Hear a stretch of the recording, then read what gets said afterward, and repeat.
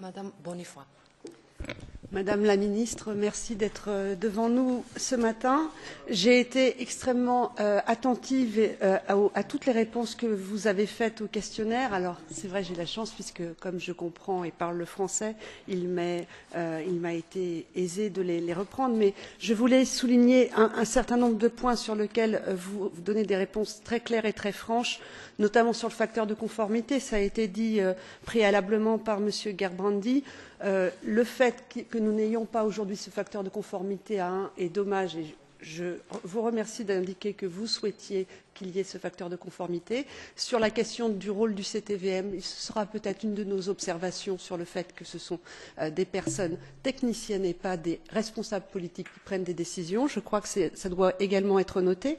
J'avais une question concernant votre dernière réponse, la réponse 12, sur les tests en conditions réelles qui ont été effectués par votre mission et pour lesquels vous indiquez que désormais, pour qu'un véhicule en France puisse être homologué, il doit répondre et satisfaire aux conditions de test en conditions réelles. Alors, comme nous sommes encore aujourd'hui légalement, selon le terme, selon l'obligation NEDC, c'est-à-dire pas les tests en conditions réelles, mais les tests en laboratoire, comment légalement pouvez-vous vous appuyer pour éventuellement retirer ou ne pas donner l'homologation à un véhicule qu'il ne respecterait pas? C'est ma première question. Et deuxième question, vous avez évoqué, et ça fait partie de vos réponses, les procédures qui sont actuellement en cours contre les véhicules Volkswagen et Renault.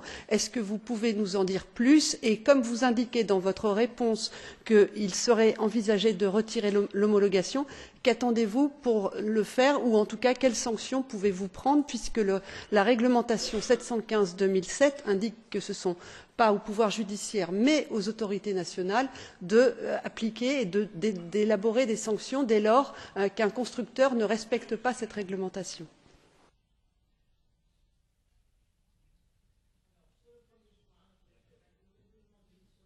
Sur le premier point, le règlement de mise sur le marché est parfaitement clair, puisque dans son article 4, il prévoit que les véhicules doivent être conformes en situation de circulation réelle.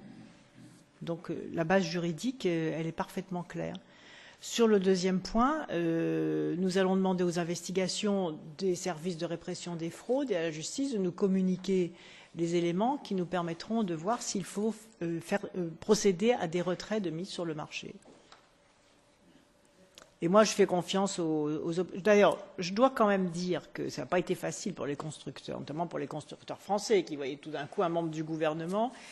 D'habitude, le réflexe des États, c'est quand même de protéger leurs constructeurs et puis de montrer du doigt les constructeurs étrangers et de profiter de scandales comme celui de Volkswagen pour essayer de gagner des points en matière de compétition industrielle. C'est pas ce que j'ai fait.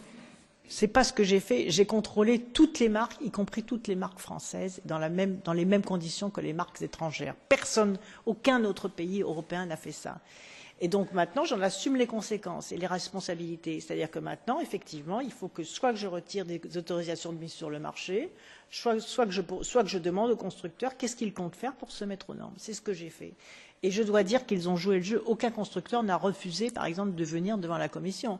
C'est pas facile, je peux vous dire, pour un constructeur. C'est la première fois que ça leur arrivait, quand même. C'est toute une autre culture. Aux constructeurs, aux industriels, de venir dans la commission, devant des ONG, devant des parlementaires, devant des experts, qui leur ont posé toutes les questions possibles et imaginables. Je peux vous dire qu'ils sont pointus en matière de moteur, ceux qui font partie de la commission. Donc voilà, à un moment, soit on prend les problèmes à bras-le-corps, soit d'un côté on tient des discours catastrophistes sur la pollution, sur la mortalité, etc. Puis de l'autre on fait semblant d'agir. Moi, c'est pas ma façon de faire. Ça n'a pas été simple, vous savez, pour moi, même au sein du gouvernement français, de faire cela. Donc j'ai pris mes responsabilités. On ira jusqu'au bout du processus, et j'espère que les constructeurs français en tireront aussi le bénéfice, parce qu'à un moment, il faut que la performance environnementale servent aussi à attirer des consommateurs. Et les consommateurs, ils jouent le jeu. Ils n'ont pas envie de rouler dans des voitures polluantes si on leur donne les moyens, premièrement, de l'information, et puis deuxièmement aussi les moyens financiers, au moins favoriser le transport propre. Une dernière question très rapide. Vous soutenez le fait qu'il y ait une agence européenne qui puisse contrôler et sanctionner en lieu et place du système actuellement prévu. Est-ce que vous considérez donc qu'il serait beaucoup plus opportun d'avoir cette agence indépendante plutôt que le système qui est très complexe à mettre en œuvre, où ce sont les autorités nationales puis la Commission qui prend les décisions? Oui, mais il faut bien commencer. Pourquoi tout cela arrive? Parce qu'il n'y a pas d'autorité européenne, justement. Les autorités européennes n'ont pas fait leur travail dans ce domaine. La preuve, c'est qu'il y a eu le scandale Volkswagen.